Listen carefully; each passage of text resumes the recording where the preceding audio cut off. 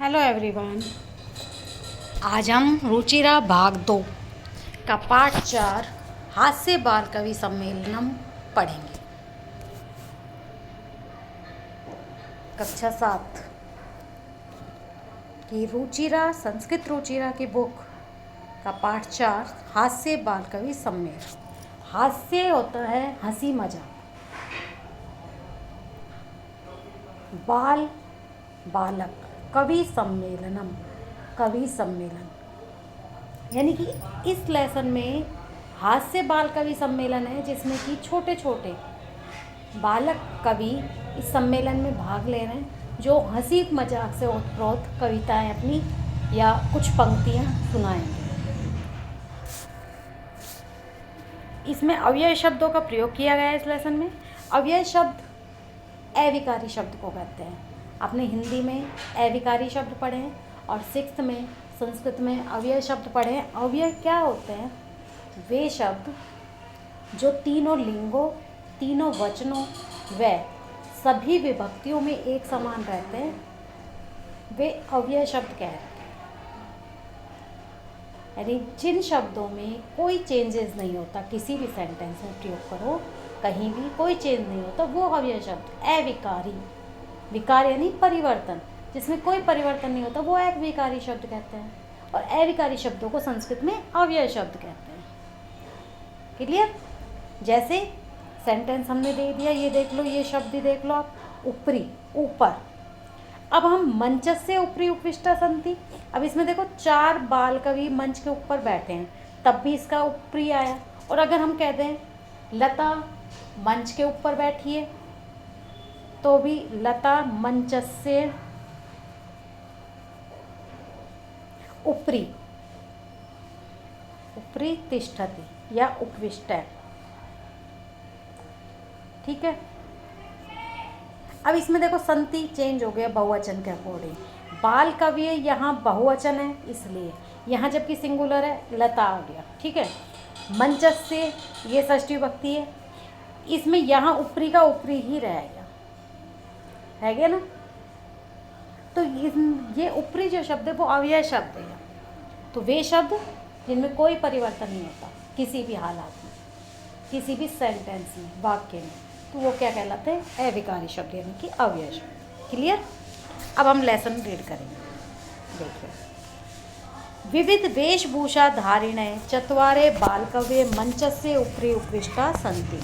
विविध अनेक प्रकार, वेशभूषा धारिणे वेशभूषा को धारण किए हुए, चत्वारे 4 बाल कव्य बाल कवि मंचस्य मंच के ऊपरी ऊपर उपविष्टा बैठे हुए संति हैं।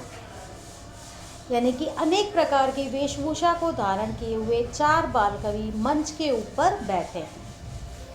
अधे नीचे, श्रोतारे श्रोतागण, ऑडियंस, ओके, सुनने वाले, श्रोतागण होता है जो सुनता है। हास्य कविता श्रवणाय, हास्य कविता हंसी मजाक की कविता, श्रवणाय सुनने के लिए, उत्सुका उत्सुक, संति हैं, कोलाहलम शोर, चय और कुर्वंती कर रहे हैं। नीचे श्रोतागण, नीचे श्रोता लोग हास्य कविताओं को सुनने के लिए उत्सुक हैं और शोर कर रहे हैं। कोई भी सम्मेलन जब होता है और वहाँ ऑडियंस अगर जाती है तो शोर तो थोड़ा बहुत हो गई, सब उत्सुक भी रहते हैं, पता नहीं आज क्या क्या सुनाया जाएगा। अगर स्कूल में ही कोई प्रोग्राम आपके होता है तो बच्चे, ऑडियंस में बच्चे होते हैं, टीचर्स होते हैं, तो बच्चे आपस में वार्तालाप करते रहते हैं कि इस बच्चे का ये डांस होगा, इसकी ये पोयम होगी, इसका ये होगा, ये गाना सुनाएगी, पता नहीं क्या होता है ना, थोड़ा सा उत्सुकता कि पता नहीं क्या क्या दिखाया जाएगा। तो वही चीज़ें उनमें थी कि जो श्रोतागण थे, ऑडियंस थे, वो लालायित थे, उत्सुक थे सुनने के लिए, कि हंसी मजाक की कविता को सुनने के उत्सुक थे। नेक्स्ट देखिए, संचालक है। संचालक जो एंकर होता है, जो संचालक करता है, संचालित मंच को, उसको कहते हैं संचालक। ठीक है। अलम कोलाहलेन, शोर बंद कीजिए या आवाज़ मत करो। अलम एक अव्यय शब्द है, मत कीजिए। और अलम के साथ हमेशा तृतीय विभक्ति का प्रयोग होता है, ये आप ध्यान देंगे। आपको पद विभक्ति पढ़ाई थी 6th में भी, जैसे नमे के साथ हमेशा चतुर्थी विभक्ति आती है, सह के साथ, बिना के साथ, अलम के साथ तृतीय विभक्ति का प्रयोग होता है। अध, आज, देखिए ये अध्य है, इसका आज, और एक होता है अधय। अधय का अर्थ होता है नीचे। ये भी अव्यय शब्द है, ये भी अव्यय शब्द है, लेकिन अध्यय का अर्थ है आज और अधय नीचे। परम बहुत, हर्षस्य खुशी का, अवसरे अवसर, यत् की, अस्मिन इस, कवि सम्मेलने कवि सम्मेलन में, काव्य हंतार काव्य को नष्ट करने वाले, काव्य हंतार कविता को नष्ट करने वाले यानी काव्य को नष्ट करने वाले, कालयापकाश्चय, कालयापकाश्चय, चय मीन्स और, कालयाप का समय गंवाने वाले, भारत से भारत के, हास्य कवि धुरंधरा, हास्य कवि के अग्रणी या श्रेष्ठ, या हास्य कवियों में श्रेष्ठ या अग्रणी, अग्रणी जो आगे रहे, सबसे आगे रहे, समागता आए हुए हैं, संति हैं। आज बहुत खुशी का विषय है, बहुत हर्ष का विषय है, अवसर है कि इस कवि सम्मेलन में काव्य को नष्ट करने वाले और समय को बर्बाद करने वाले भारत के श्रेष्ठ हास्य कवि आए हुए हैं। एही, आइए, एही का अर्थ आइए, करतल ध्वनिना, कर मीन्स होता है हाथ, और करतल ध्वनिना तालियों की ध्वनि के साथ या आवाज के साथ, करतल होता है ताली और कर मीन्स होता है हाथ, कर तल, जब हाथों के तल को हम मिलाते हैं तो ऐसे ताली बजती है, तो करतल ताली, ध्वनिना आवाज। वयम हम सब एतेषाम इनका स्वागतम स्वागत कुर्मे करें, आइए तालियों की आवाज़ से इनका स्वागत करते हैं। कहते हैं ना कि तालियों के साथ स्वागत कीजिए, तो वही चीज़ संचालक महोदय कह रहे हैं कि आइए तालियों के साथ इनका स्वागत करते हैं। गजाधर है। अब गजाधर एक कवि का नाम है, बाल कवि। बाल कवि से मतलब जो छोटे छोटे बच्चे हिस्सा ले रहे सम्मेलन में, उनसे। सर्वेभ्यो अरसिकेभ्यो नमो नमः। सर्वेभ्यो, सर्वी, इसमें देखिए सर्वेभ्य धन अरसिकेभ्य, दो वर्ड है।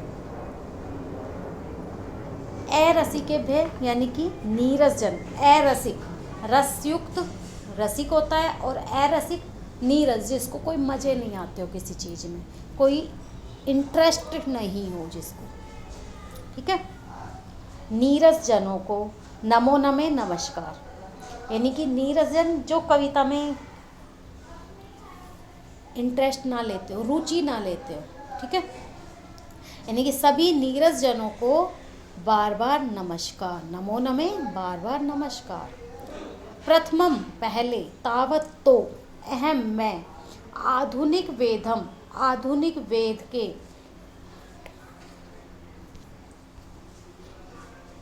उद्देश्यम उद्देश्य में, बारे में, स्वकीयम अपनी, काव्यम कविता, श्राम्यामी सुनाता हूँ। वो कहता है, गजाधर नाम का कवि है जो बालक, वो कहता है सभी नीरस जनों को बार बार नमस्कार। तो पहले मैं आधुनिक वेद के बारे में अपनी कविता सुनाता हूँ। आधुनिक वेद से मतलब है डॉक्टर से, क्योंकि आजकल डॉक्टर ही है ना आधुनिक वेद। तो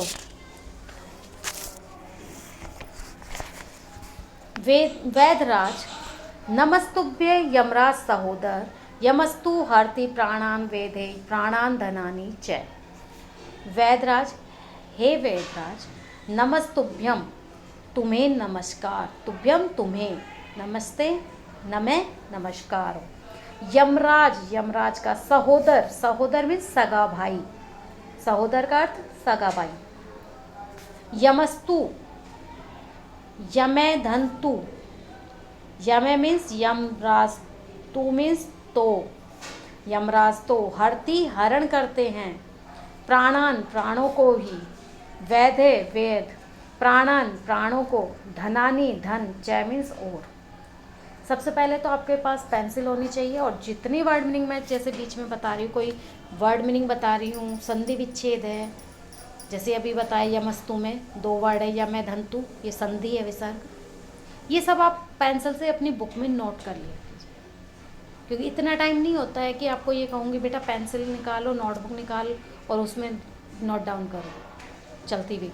आप लोग इसको तुरंत इसमें नोट कर लीजिए और बाद में आपको काम आएंगी छोटी छोटी चीज़ें एग्जाम टाइम में। फिर आप कहोगे मैडम ये वर्ड तो हमने पढ़ा ही नहीं कभी, ये कहाँ से दिया, तो इसलिए आप इनको नोट करें। Okay students, yes. हाँ, हे वेदराज, सबसे पहले तो तुम्हें नमस्कार हो। यमराज के सगे भाई, इनकी उसको किसका सगा भाई बोला? यमराज का। किसको? डॉक्टर को। जो आधुनिक वैद्य है, जो आजकल डॉक्टर, उनको क्या कहा है इस कवि ने कि हे वैदराज, यमराज के सगे भाई, सबसे पहले तुम्हें नमस्कार हो।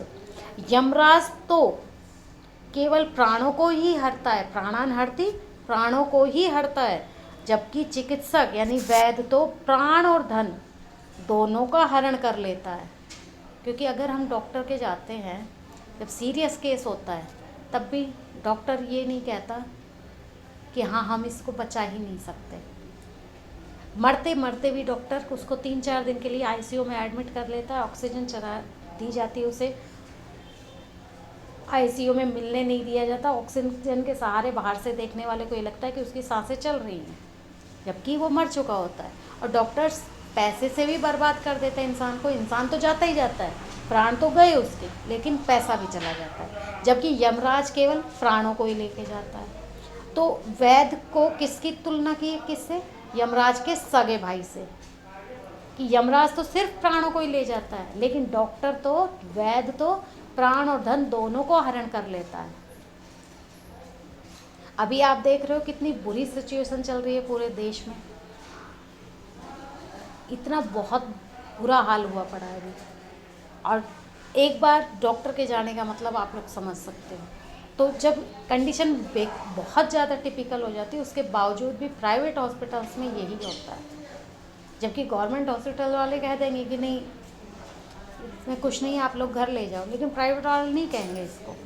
वो सोचते कि चलो, वो कहते हैं ना भागते चोर की लंगोटी से, यानी कि चलो थोड़ा बहुत पैसा कमा लिया जाए, मरने वाला तो है ही इंसान, लेकिन चलो थोड़ा सा पैसा बना लिया जाए, 2-4 दिन बैड चार्ज वगैरह लेके और कर देते हैं।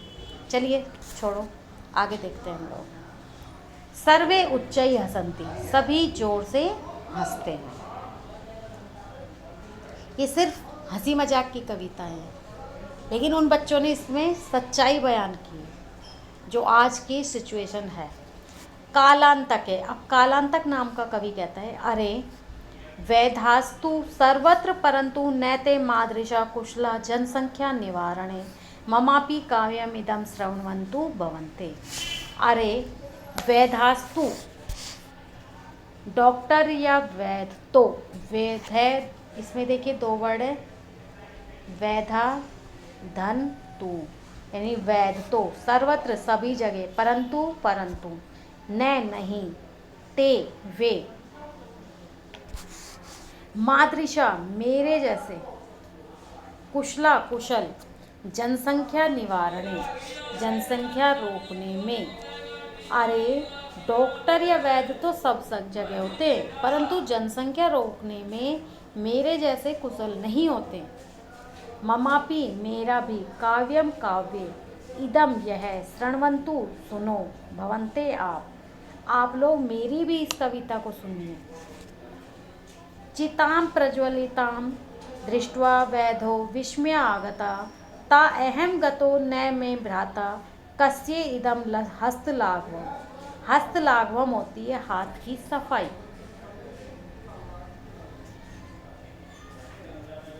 हाथ की सफाई।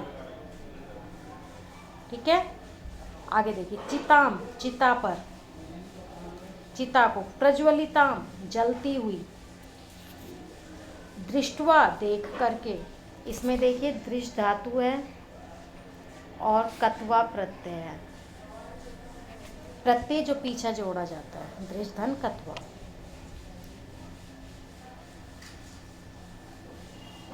वैधो, वैध, विस्मयागता, विस्मय होता है आश्चर्य, विस्मय आश्चर्य में आ गया। जलती हुई चिता को देखकर वैध हैरानी में वो आ गया या हैरान हो गया। ना अहम, ना मैं, गतो गया, न मैं, भ्राता, भ्राता भाई, ना मेरा भाई गया। कस्य इदम, कस्य मीन्स किसके, इदम यह, हस्तलाघवम, हाथ की सफाई। ना मैं गया ना मेरा भाई गया, फिर भी यह किसके हाथ की सफाई है। यानी कहने का मतलब क्या है कि यमराज का सगा भाई किसको कहा है, वैद को। तो जलती हुई चिता को देखकर वैद आश्चर्यचकित हो गया कि ना मैं गया, यानी कि ना तो ये जो डेड बॉडी जो जल रही है ये मेरे पास आई कि मैंने ही इसको मृत घोषित किया हो, और ना मेरा भाई यानी यमराज।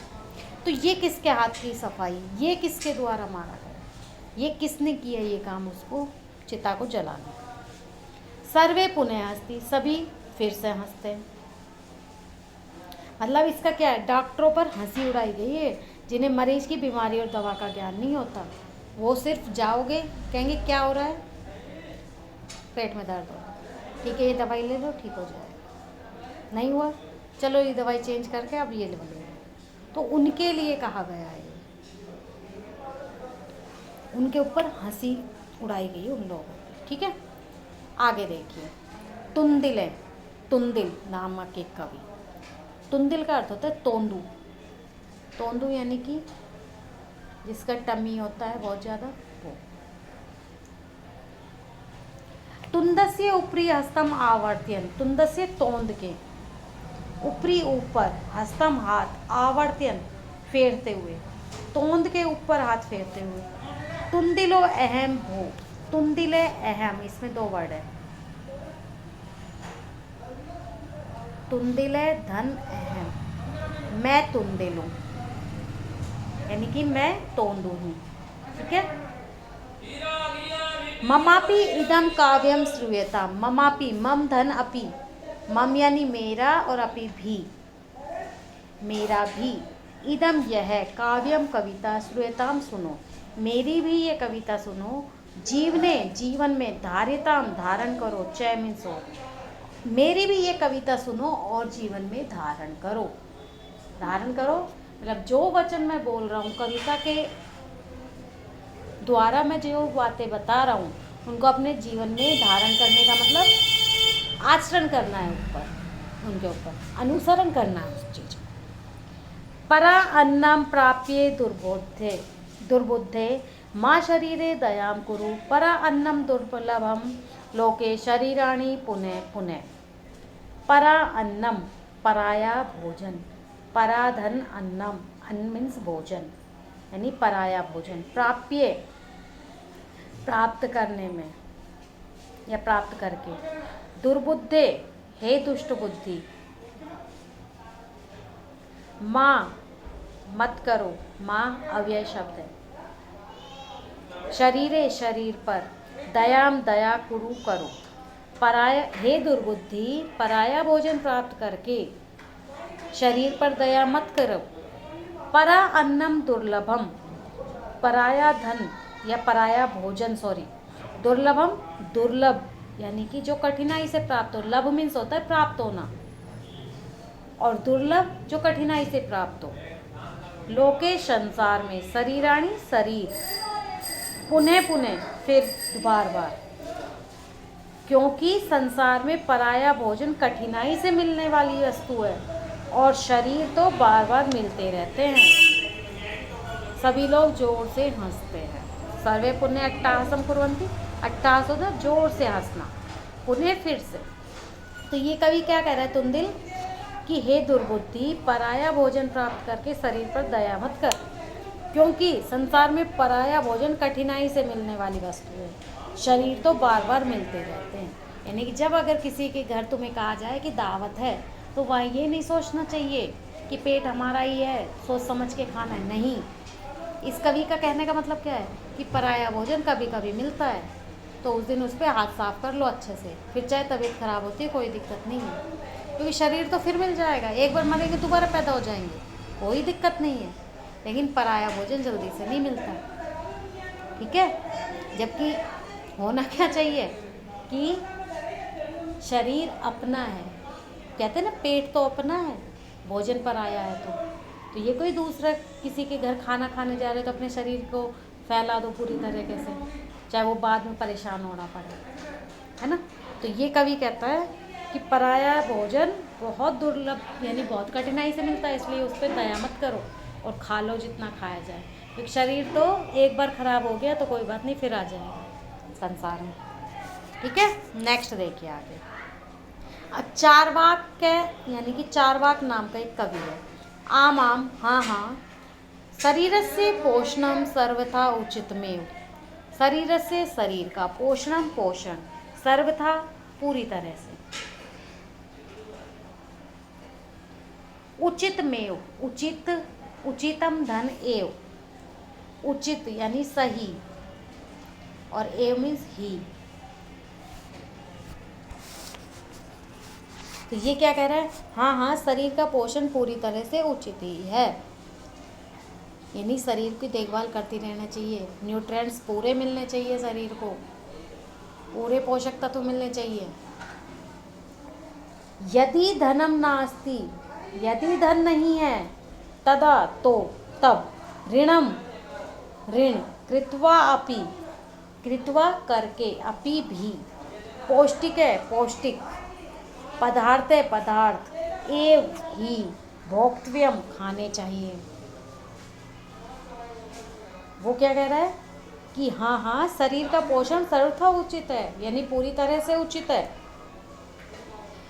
यदि धन नहीं है तब भी ऋण करके, यानी कर्जा लेकर भी पौष्टिक पदार्थ ही खाने चाहिए। अगर हमारे पास पैसा नहीं है तो भी हमें उधार ले लेना चाहिए किसी से, लेकिन खाने हमें पौष्टिक पदार्थ ही चाहिए। कहते हैं ना 36 प्रकार के व्यंजन नहीं खाने चाहिए, चाहे पैसा हो या नहीं हो। फुल एंजॉय करना चाहिए लाइफ में खाने पीने का, उसमें कोई समझौता नहीं करना चाहिए, इस कवि का कहना है ये। जबकि हम लोगों की सोच क्या होती है कि उतने पैर पसारी जितनी चादर होए, यानी कि हमें उतने ही हिसाब से काम करना चाहिए अपना किसी भी चीज़ का, जितने हमारे पास आमदनी है उसमें से कम पैसा बचाने की कोशिश करनी चाहिए। ये नहीं कि 100 रुपये हैं तो हमें 150 का खर्चा करें, 120 का, बल्कि हमें चाहिए कि 100 में से हम 80 रुपये ही खर्च करें, 20 हमारे बचे। लेकिन इस कवि का कहना क्या है कि पैसे हो या ना हो, लेकिन शरीर का पूरा ध्यान रखना चाहिए, अपने शरीर के साथ कोई कॉम्प्रोमाइज़ नहीं करनी चाहिए, हमें पौष्टिक पदार्थ ही खाने चाहिए, चाहे कैसे भी कर्जा करके खाए। तथा कथयति, और कहता है चारवाक कवि, और चारवाक कवि कहता है कि यावद जीवेत सुखम जीवेत, ऋणम कृत्वा घृतम पीवेत, यानी यावत जब तक, जीवेत जियो, जब तक जियो, सुखम जीवेत सुख से जियो, ऋणम कृत्वा ऋण करके, कृत्वा करके, घृतम घी, पीवेत पियो। तो चारवाक कवि क्या कहता है, जब तक जियो सुख से जियो और कर्ज लेकर घी पियो,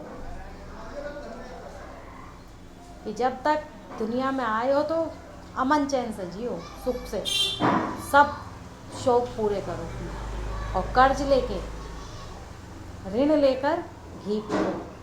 ऋण हो रहा है कोई बात नहीं, उधार लेते रहो, खाते रहो, शरीर को कोई वो नहीं करना है, नुकसान नहीं देना है। आगे क्या कहते हैं, श्रोता रहे, यानी श्रोतागण जो सुन रही थी ऑडियंस, वो कहते हैं तरही ऋणस्य प्रत्यर्पण कथम, तरही तो ऋणस्य कर्जे को, प्रत्यर्पण प्रतिधन अर्पण, देखिए अर्पणम, प्रति अर्पण वापस छोड़ लौटाना, प्रति होता है वापस, अर्पण लौटाना, चढ़ देना। कथम कैसे, तो कर्ज को लौटाया कैसे जाए, भाई जब हम कर्ज ले लेके खाएंगे तो दूसरा आदमी जिसने दिया है कर्जा वो पैसे तो मांगेगा ना। ऐसा तो है नहीं कि भगवान के चढ़ा दिए उसने कि कोई बात नहीं। तो श्रोतागण कहते हैं तो कर्ज को लौटाया कैसे जाए।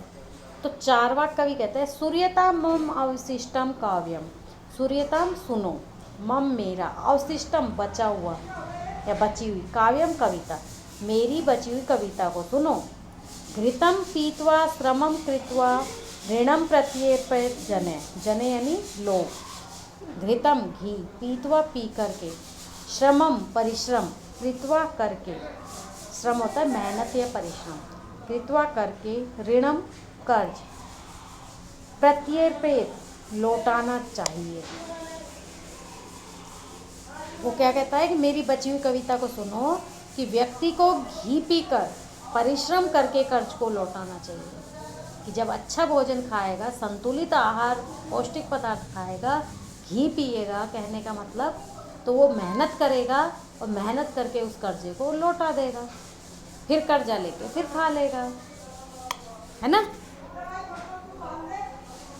आगे देखो, काव्य पाठ श्रवणेन उत्प्रेरिते एके बालकोऽपि आशु कवितां रचयति हासपूर्वकं च श्राव्यति। काव्य पाठ श्रवणेन, कविता पाठ के सुनने से, उत्प्रेरित प्रेरित होकर, एके एक, बालको अपि, बालक यानी बालक और अपि यानी भी, एक बालक भी, आशु कविता, आशु यानी अपनी, कविता कविता, रचयति बनाता है या लिखता है, हासपूर्वकम हंसी हंसते हुए, च मीन्स और, श्राव्यति सुनाता है। कविता पाठ के सुनने से प्रेरित होकर एक बालक भी शीघ्र ही अपनी कविता लिखता है और हंसते हुए सुनाता है। क्या सुनाता है? सूर्यताम सूर्यताम भो ममापि काव्यम, सूर्यताम सुनिए सुनिए, भो अरे, ममापि मेरी भी, काव्यम कविता, सुनो सुनो, अरे सुनो सुनो मेरी भी कविता को सुनिए। गजाधर कविम चेव तुंदिलम भोज्ये लोलुपम कालांतकम तथा वेदम चार्वाकम च नमाम्यहम्। गजाधर है गजाधर,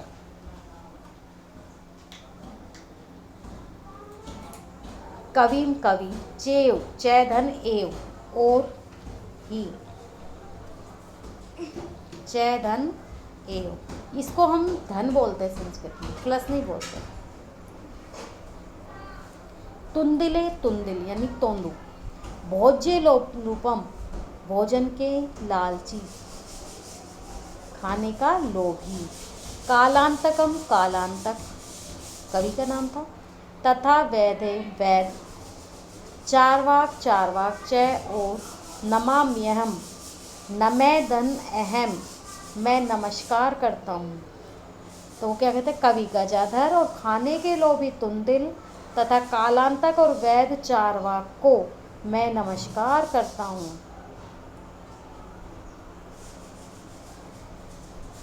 काव्यम श्रावित्वा हा हा हा इति कृत्वा हसन्ति हस्ति अन्ये चापि हसन्ति।